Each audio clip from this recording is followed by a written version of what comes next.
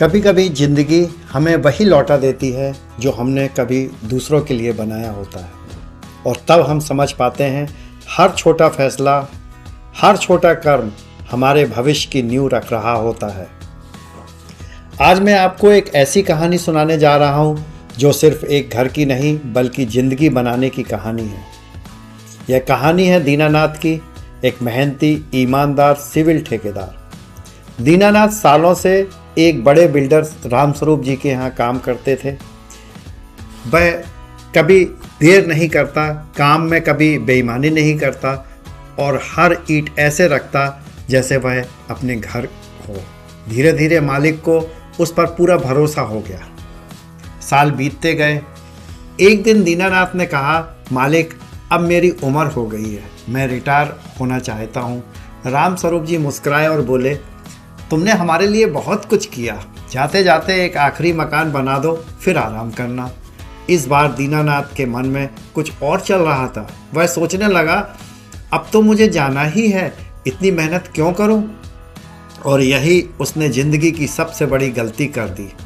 उसने घटिया सामान लगाया, सीमेंट कम कर दिया, दीवारें कमज़ोर बनाई और बाहर से सुंदर लेकिन अंदर से खोखला मकान बनकर तैयार हुआ।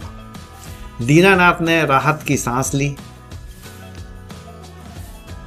और चाबी मालिक को सौंप दी। रामस्वरूप जी ने चाबी लेते हुए कहा, दीनानाथ, यह मकान हमने तुम्हारे लिए बनवाया है, यह तुम्हारा जीवन भर का मेरे साथ काम करने का इनाम है। उस पल दीनानाथ जी को जैसे बिजली का झटका लगा। चेहरे पे सन्नाटा, आंखों में पछतावा और दिल में डर।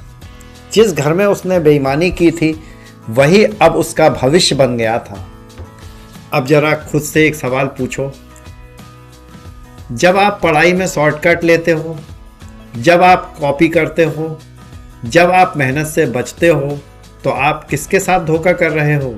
किसी और के साथ नहीं, खुद अपने भविष्य के साथ। स्टूडेंट लाइफ यानी नींव का समय। स्टूडेंट लाइफ जिंदगी की नींव रखने का समय है।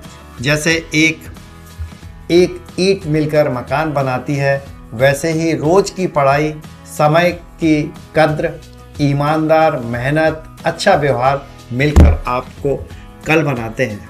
याद रखो, जो आज बना रहे हो वही कल बनकर तुम्हारे सामने आएगा।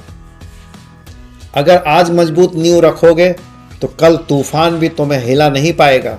जिंदगी में भी जो भी करो, ऐसा करो मानो वह तुम्हारे लिए हो, क्योंकि सच यही है, आपका आज का कर्म आपका कल का घर बनाता है। सीखते रहो, बढ़ते रहो, क्योंकि हर नया दिन एक नई नींव रखने का मौका है, एक नई नींव रखने का मौका है।